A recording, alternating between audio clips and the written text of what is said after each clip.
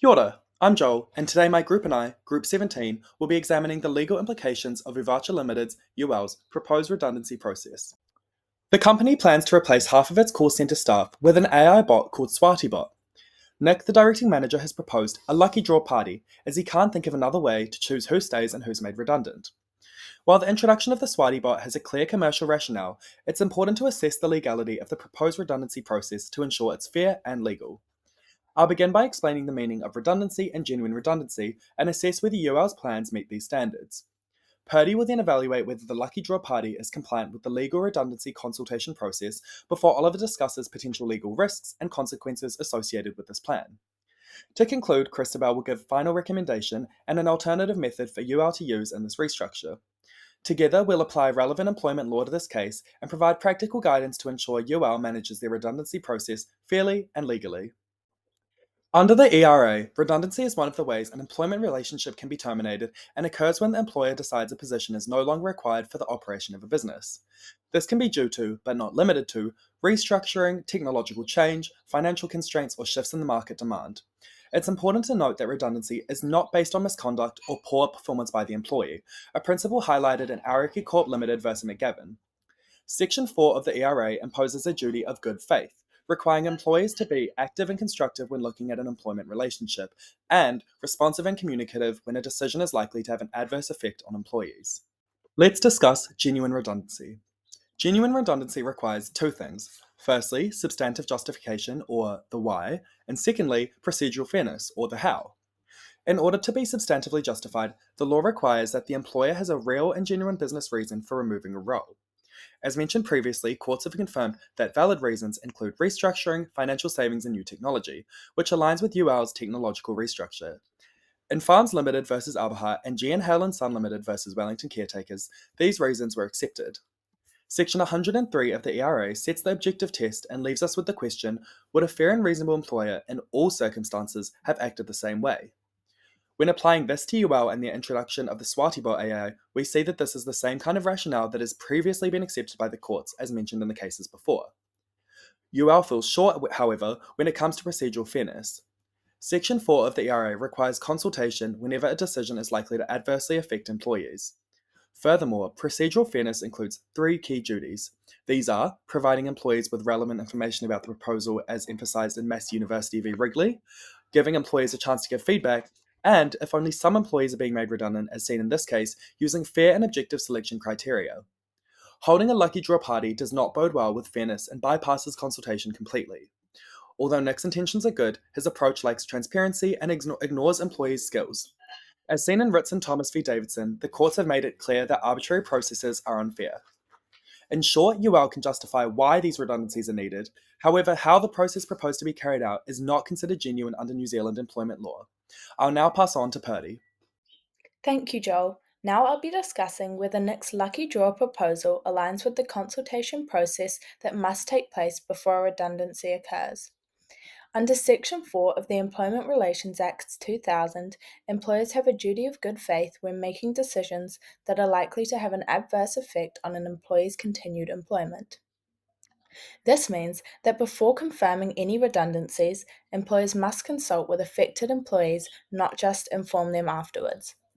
According to the Employment New Zealand Guidelines on Workplace Change, consultation must be a genuine and transparent process where employees are given relevant information about the proposal, including the reasons for it, how roles will be affected, and the proposed timeframes. They must be provided a real opportunity to give feedback on both the proposal and the criteria for selecting who stays or goes. This feedback must be listened to and genuinely considered before any final decision is made. This duty was reinforced in Vice-Chancellor of Massey University v Wrigley 2011, where the court held that consultation must be a real exercise, not a charade. Employees must have sufficiently precise information and a reasonable opportunity to respond before redundancies are confirmed. Nick's proposed lucky draw method completely fails to meet these legal standards. It does not involve any meaningful consultation or feedback process and instead treats termination as a game of chance. This undermines both the good faith requirement in Section 4 ERA and the procedural fairness requirement in Section 103A2, which asks whether a fair and reasonable employer could have acted this way. Additionally, if only some employees are being made redundant, the selection process must be objective, consistent, and based on legitimate business criteria, such as skills, qualifications, or performance. Random selection ignores these factors and could be seen as arbitrary or capricious, which the Employment Relations Authority criticised in Simpsons Farm Limited v. Eberhardt 2006. In short, Nick's lucky draw method bypasses the consultation process entirely. It does not provide staff with relevant information, denies them the chance to be heard, and fails to see fair, objective selection criteria. Therefore, it does not align with the legal consultation requirements under the ERA and would likely result in an unjustified dismissal if implemented. I'll now pass over to Oliver, who will discuss the legal risks Uvacha Limited could face if they proceed with this method. Thank you, Perdy. Now that we understand how Nick's lucky draw idea fails to meet the legal requirements for consultation, I'll be discussing the legal risks that Uvacha Limited could face if they go ahead with this process. Now, at first glance, the lucky draw might seem like a fair and simple way to choose who stays and who goes. However, under New Zealand employment law, it would almost certainly be considered unfair and unreasonable. Section 103A, subsection 2 of the Employment Relations Act of 2000 asks whether a fair and reasonable employer, in all the same circumstances, would have acted in the same way. In this case, the answer would almost certainly be no. A random draw does not meet that standard. If UL were to proceed, affected employees could raise a personal grievance under Section 114 of the ERA, claiming unjustified dismissal. The Employment Relations Authority or court could then order remedies such as reinstatement, reimbursement of lost wages, and compensation for humiliation or loss of dignity under Section 123. When multiplied across a large workforce, these costs could quickly become significant. Now, beyond the financial risk, UL also faces serious reputational and cultural consequences. Treating people's jobs like a party game could easily be seen as insensitive and contrary to the duty of good faith under Section 4 of the ERA, which requires employers to act openly, communicate honestly, and consult genuinely with staff. News of such a process could damage UL's image, especially given it operates in a customer service focused industry where trust and professionalism are essential. Now, legal precedent also reinforces this risk. In Simpson Farms Limited versus Eberhardt, the court criticized employers who relied on arbitrary or inconsistent redundancy criteria, stressing that decisions must be based on objective and transparent factors. Similarly, in Ritson Thomas versus Davidson, the court held that employers who used unfair or random selection processes breached these good faith obligations. Now, these cases make it clear that chance based decision making, like Nick's proposal, would almost certainly fail legal scrutiny. But there's also the human impact to consider. Even employees who keep their jobs may lose confidence in management if the process feels random or disrespectful. That loss of trust can reduce engagement and productivity long after the redundancies are over. So, in summary, proceeding with the lucky draw exposes UL to personal grievance claims, financial penalties, and damage to its reputation and workplace culture.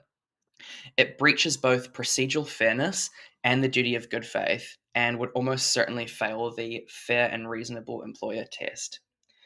A far safer and more defensible approach would be to use a transparent selection process based on skills, performance, and adaptability, something that Christabelle will now explain. Thank you. Thank you, Oliver. Based on everything we've covered, it's clear that Nick's proposed lucky draw method is not appropriate. It lacks fairness, transparency, and most importantly, it does not meet the legal requirements around consultation and the selection process for redundancy. In New Zealand employment law, redundancy decisions must be based on genuine business needs, but also carried out fairly and reasonably. Selecting who stays or goes through a random draw, even if it is well intended, fails to take into account the individual capabilities and contributions of employees. This exposes Shearer Limited to significant legal risk, especially under the Employment Relations Act 2000, which requires a justifiable and consultative process. A better and legally defensible alternative would be to implement an objective selective criteria. This involves assessing staff based on business-relevant measurable factors that reflect the company's operational needs going forward. For example, UL could create a selective matrix, which might include criteria such as skills and qualifications directly relevant to the future structure of the call center, past performance, and using recent appraisals, KPIs, or other documented achievements, length of service or experience where appropriate, and ability to adapt to new technology, which is especially important with the introduction of the SWOT bot. These criteria should be discussed during the consultation phase and clearly communicated to all affected employees. Importantly, staff must also be given the opportunity to provide feedback or respond to the proposed criteria as this aligns with procedural fairness and the employer's duty to act in good faith under the law. The structured approach is supported by legal precedents such as in the Wrigley v. Crest commercial cleaning, where the Employment Relations Authority found that redundancy selection must be based on fair, relevant, and justifiable business reasons, not arbitrary processes or convenience, in contrast to a lucky draw which feels impersonal and dismissive. Using an objective selection process demonstrates that UL is taking its legal obligations seriously and making informed, respectful decisions about its workforce.